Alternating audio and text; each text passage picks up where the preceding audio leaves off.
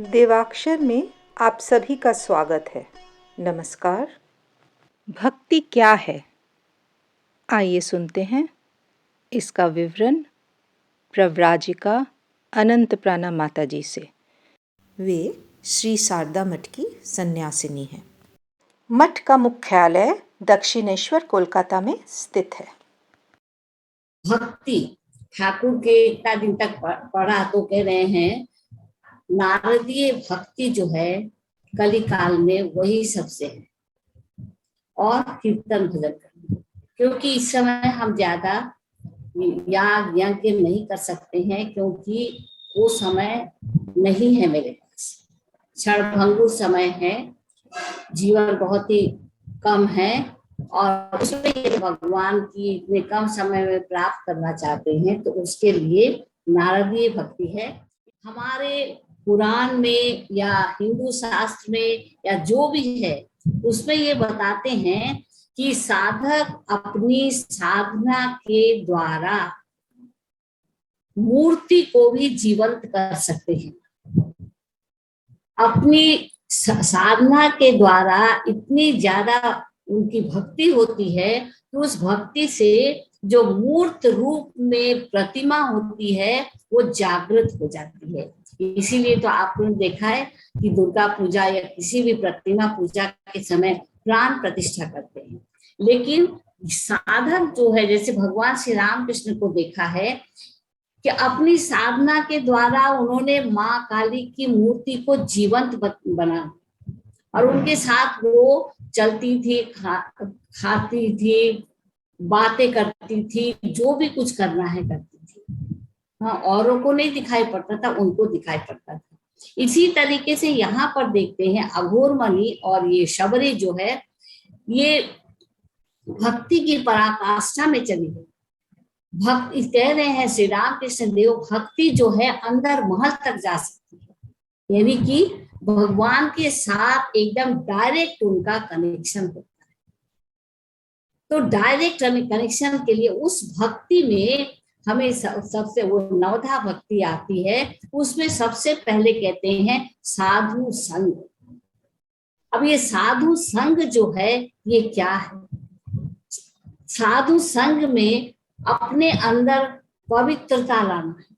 ये पवित्रता अगर सध जाए तो हमारे सारे पीछे के जितने भी नवधा भक्ति है, प्रेम है, सेवा है, प्रभु का गुणगान करना है, जप करना है, इंद्रिय निग्रह करना है, फिर जितने भी उसमें है, संतोष है, सरलता है, समभाव है, सब कुछ अपने आप आ जाते हैं। तो सबसे पहले देखते हैं ये साधु संग क्या है। हर एक व्यक्ति में साधुता है। केवल गेरुआ का पहनने से ही तो साधु नहीं हो जाते हैं। अंदर जो है काम, क्रोध, लोभ, मोह सब हटाना है, और उसके साथ साथ अंदर और बाहर दोनों पवित्र करना है।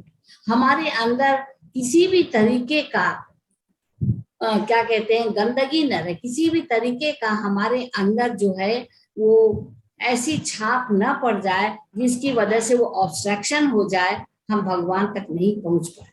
ये नहीं होना चाहिए। ये होने से जैसे काम है, क्रोध है, लोभ है, ये होने से बहुत ही खराब।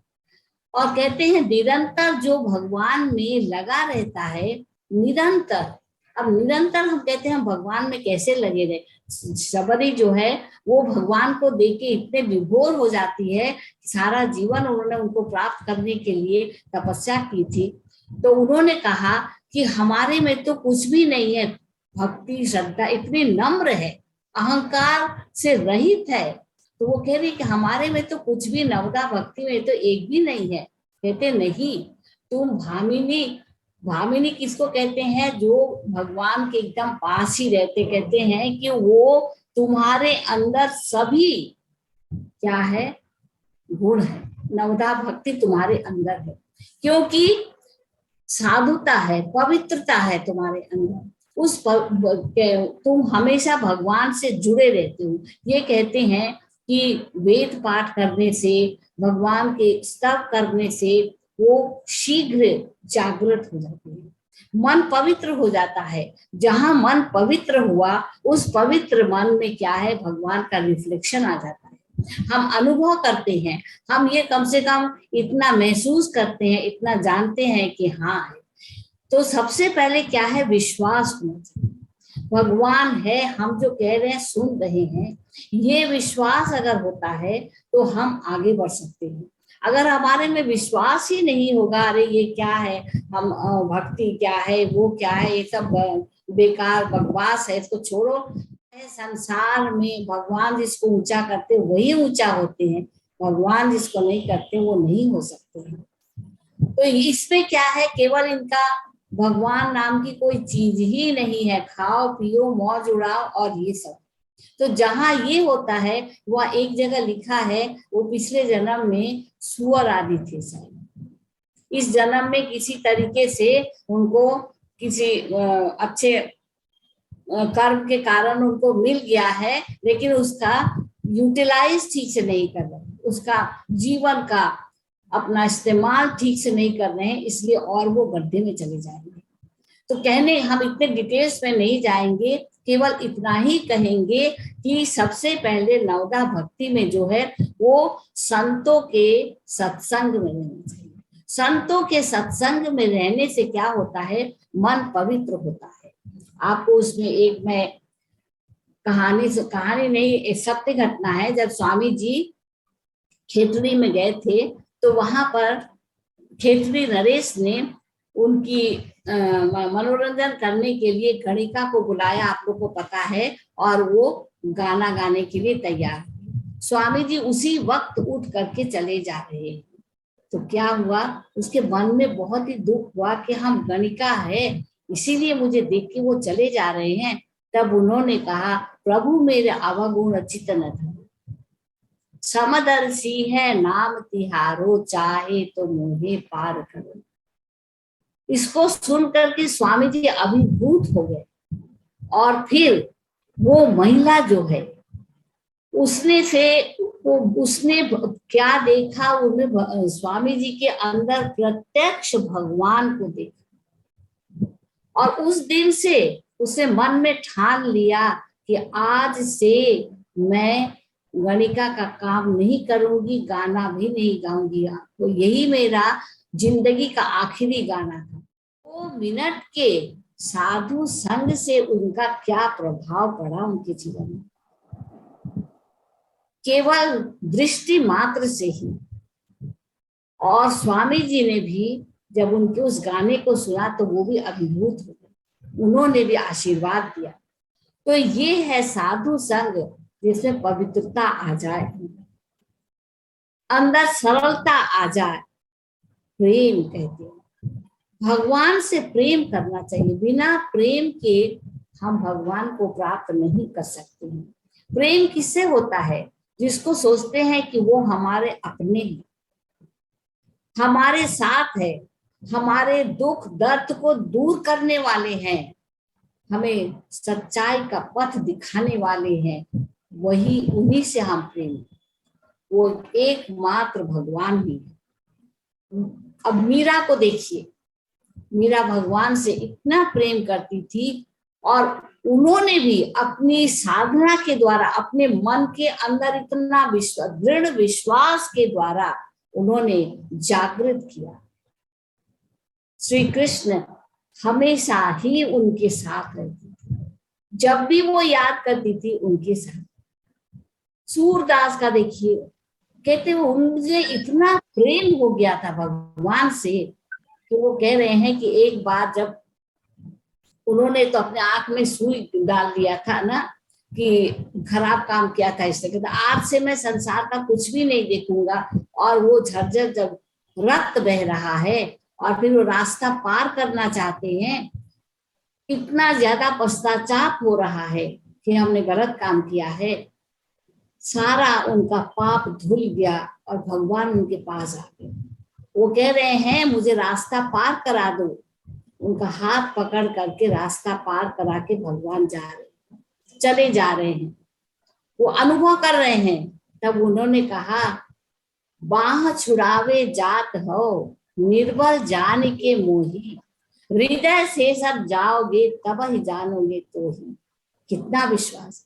मेरा हाथ छोड़ के तुम चले जा रहे हो, लेकिन तुम तो मेरे मन मंदिर में बस गए हो। मेरे मन मंदिर से अगर तुम चले जाओगे तब मैं जानूंगी कि हाँ तुम चले गए। भगवान भी अभिभूत हो गए, क्योंकि वो सच्चा प्रेम।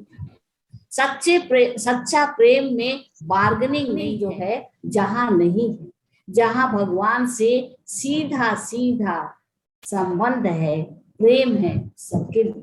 अब हम कहेंगे कि हम तो वैसा नहीं हो पा रहे हैं। ठाकुर ने क्या कहा, चंदा मामा सबके मामा है, सब लोग प्राप्त कर सकते हैं।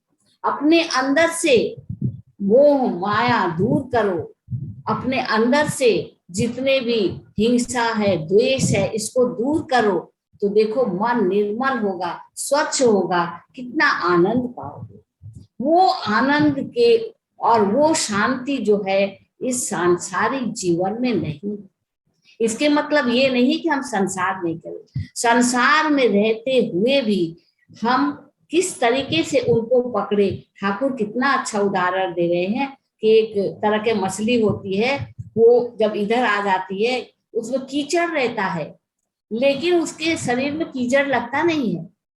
तो ये संसार को बोल रहे हैं कीचड़ है, उसके अंदर हो तुम भी, लेकिन उसको अपने अंदर मत घुसने दो। मतलब जो सांसारिकता का चीज है, गंदी चीज है, उसको अपने अंदर मत लगाओ, बल्कि अपने अंदर साफ सुथरा रखो, प्रेम रखो भगवान से, विश्वास रखो, दृढ़ विश्वास। उसी से तुम आगे बढ़ सकोगे और उसी से गुरु चरणों की सेवा कर सकोगे। इस तरीके से हम इस नवदा भक्ति में देखते हैं, जब वो रोती है शबरी के हमारे में तो कुछ भी गुण नहीं है, तब रामचंद्र जी बोलते हैं, अरे शबरी तुम में तो सारे गुण हैं, तो नवदा भक्ति के सारे गुण तुम्हारे अंदर है। और वो कहते हैं कि अच्छा मैं हम जो यहाँ पर आए हैं सीता की खोज के लिए आए हैं, क्योंकि शबरी ने कहा आज मेरा जीवन सफल हो गया और आपके चरणों में योग साधना के द्वारा मैं जीवन का त्याग करूं।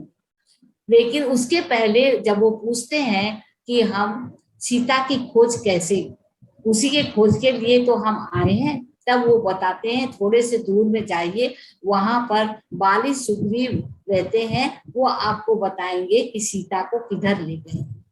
और जब ऐसे वो बोल देती हैं, तब वो योग के द्वारा अपने शरीर को श्री रामचंद्र जी के चरणों में ही त्याग देती। अब ये देखिए सारा जीवन उन्होंने किस तरीके से प्रार्थना किया, अपने जीवन को ढाल दिया, चाहे कितनी भी कठिनाई कम थी उनको, संसार में अवहेलना करते। और इधर अघोर मणि को देखिए, अपने साधना के द्वारा राम लाला को, कृष्ण को उन्होंने प्राप्त किया, एकदम जीवंत उनके पास में है, गोद में बैठे हैं।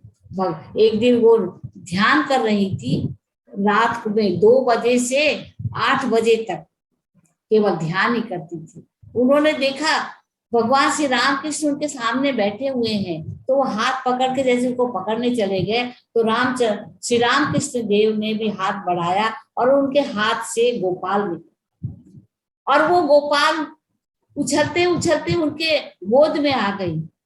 ये हम लोग सोचते हैं ये क्या है, ये कहानी जो है, कहानी नहीं है, से उन्होंने भगवान को प्राप्त।